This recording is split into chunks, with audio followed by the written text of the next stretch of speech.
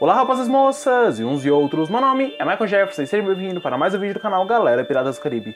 E o assunto do vídeo de hoje, até para completar um pouco mais o Outubro David Jones, semana passada nós falamos sobre o David Jones e a sua origem de certa forma, mas por que não falar daquele objeto que o David Jones mais utiliza, ou melhor dizendo, sua ferramenta de trabalho, ou melhor dizendo, seu navio, o holandês voador.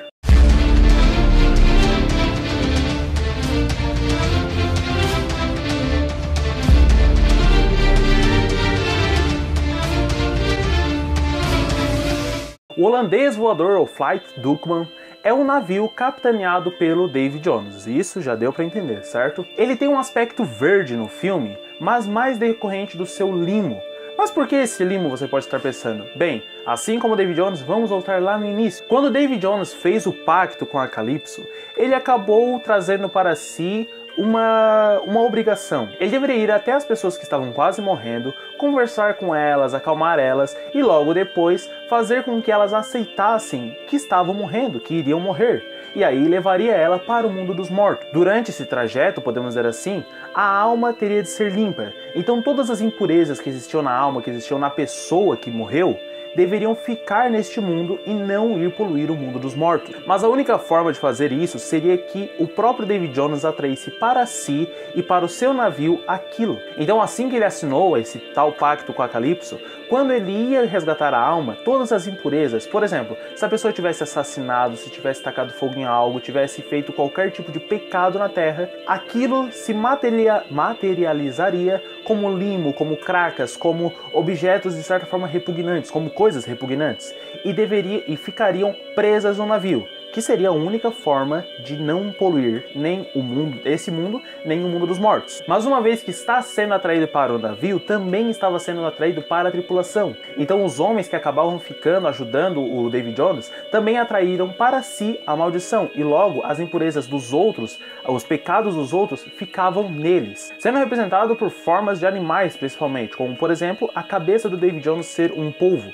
Aquilo não foi ele que falou, eu quero ter cabeça de polvo. Não, simplesmente a partir do momento em que ele estava atraindo as impurezas das almas, aquilo veio e grudou nele. Assim como a perna de caranguejo, como o braço de caranguejo, como os dedos de tentáculos de lula, as partes do corpo dele que também são, e a tripulação dele também, né? Tem cabeça de tubarão-martelo, cabeça de concha, cabeça de tudo, tem braço de canhão, tem limo por todo o corpo, tem um lá que se o Will acabou cortando a barriga dele e caíram vários peixes, não repita isso em casa, por favor. Mas é isso, a tripulação atraiu para si aquilo, porque o navio estava com aquilo. Mas isso quando David Jones ainda estava sob o comando da Calypso, naqueles primeiros 10 anos. Assim que o David Jones acabou com o acordo dele, assim que ele falou, não, eu não vou mais fazer o que a Calypso pediu, eu vou fazer o que eu quero, ele começou a atrair mais impurezas ainda, porque estava somando tanto o pecado da pessoa que estava na frente dele, quanto o ódio que ele já tinha. Com isso, David Jones acabou atraindo para o seu navio a propriedade de absorver as almas. Você pode estar pensando, mas como assim absorver as almas? Vamos lá.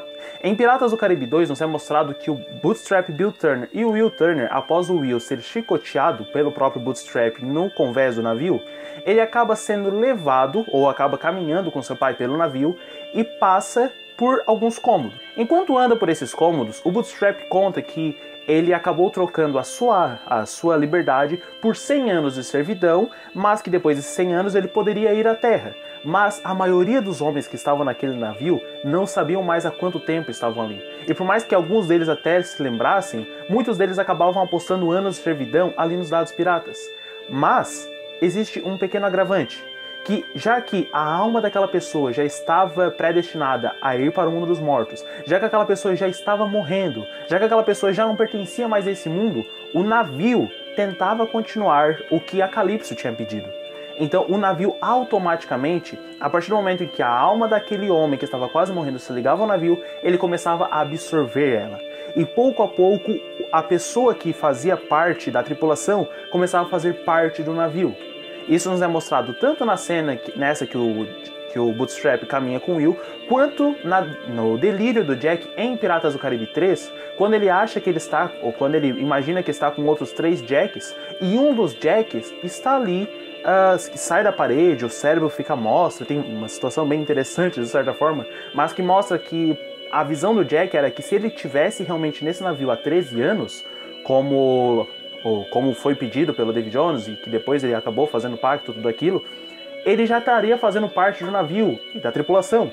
Ele estaria grudado no navio, ele seria uma das paredes do navio, podemos dizer assim. Mas isso é apenas o aspecto sobrenatural do navio. Podemos trazer também uma outra coisa que também pode ser vista no filme, que são os canhões do holandês voador. O holandês voador, ele não possui 10, 20, 30 canhões. Você pode não acreditar, mas o holandês voador, ele possui 50 canhões. Sendo que os que mais se destacam, ao meu ver pelo menos, não são os canhões de lado. Porque simplesmente qualquer navio tem canhões no lado, não é mesmo? Mas o a mais que o holandês voador acaba tendo é os canhões da proa. Aqueles canhões triplos que aparecem em Piratas do Caribe 2, em algumas partes, e depois em Piratas do Caribe 3 também.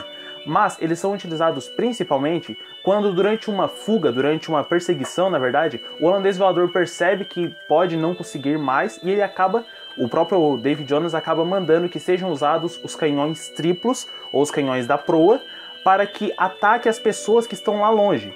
Então, os canhões da proa não são exatamente apenas para destruir o outro navio. Na verdade, são usados mais para tentar acertar o capitão do outro navio ou as pessoas que estão mais próximos da polpa do navio, da parte de trás do navio. Outra coisa que nós também podemos trazer é a ideia de que o holandês voador, ele é muito rápido.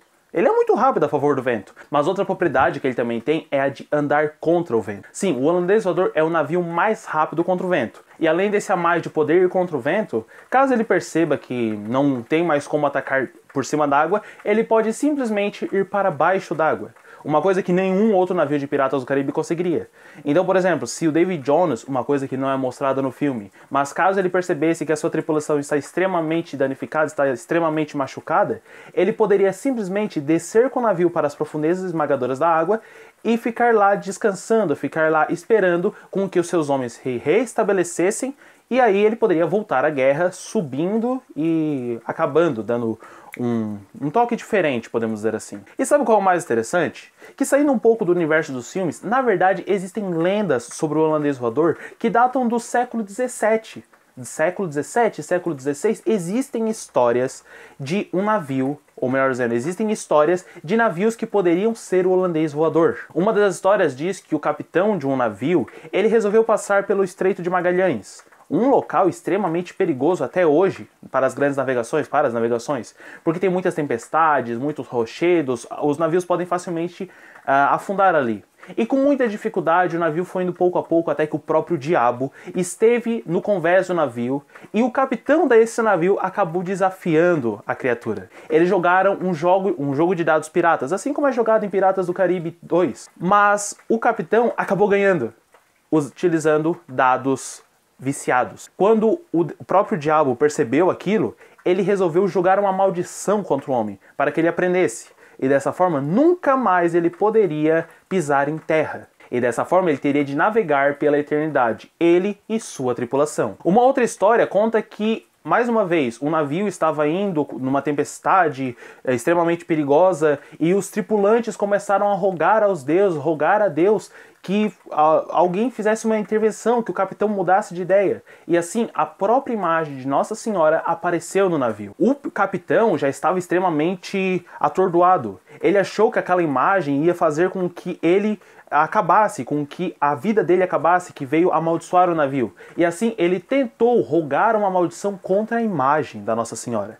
E a partir do momento que ele fez isso, baseado na proteção, a maldição não foi para a imagem, e sim retornou para ele, fazendo mais uma vez com que ele não pudesse mais pisar em terra firme. Lembrando que são duas histórias diferentes, de dois capitães diferentes. E a terceira, que é muito parecida com a anterior, ela fala que o próprio Espírito Santo desceu no convés do navio e tentou convencer o capitão de que aquilo não era certo e tudo mais. E mais uma vez, o capitão daquele navio resolveu rogar uma praga contra aquilo que ele estava vendo e a praga se voltou contra ele, fazendo com que o navio e que com o capitão continuassem sem poder pisar em terra firme, sem poder entrar num porto, sem nada do tipo. Então, o holandês voador é um navio de Piratas do Caribe. ou melhor dizendo, é um navio que aparece em Piratas do Caribe. Mas ele também aparece em outros vários conteúdos, em alguns animes, em alguns desenhos, em algumas coisas diferentes.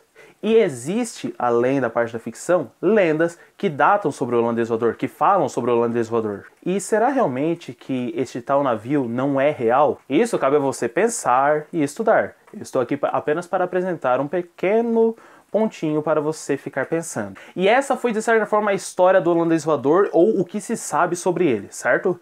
Se você gostou desse vídeo, não esqueça de se inscrever nesse canal, curta esse vídeo, compartilhe esse vídeo para aquele seu amigo que gosta de Piratas do Caribe. Não esqueça, esse é o Outubro David Jones. Se você está acompanhando ou se você quer acompanhar, clica aqui no card que você vai ser direcionado diretamente a uma playlist que tem todos os vídeos, desde a construção desse chapéu, a história de David Jones e agora a história do holandês voador, certo? E até o próximo dia que eu postarei um vídeo falando sobre Piratas do Caribe, ou em outubro David Jones de 2019, precisamente tudo sobre David Jones. Não tire os olhos do horizonte. Até o próximo vídeo. E tchau! Deixa o like nesse vídeo, ajude na divulgação. Ative o sininho e compartilha, irmão. Deixe a sua opinião, não esqueça de se inscrever. Se você não for inscrito, David Jones vai ganhar.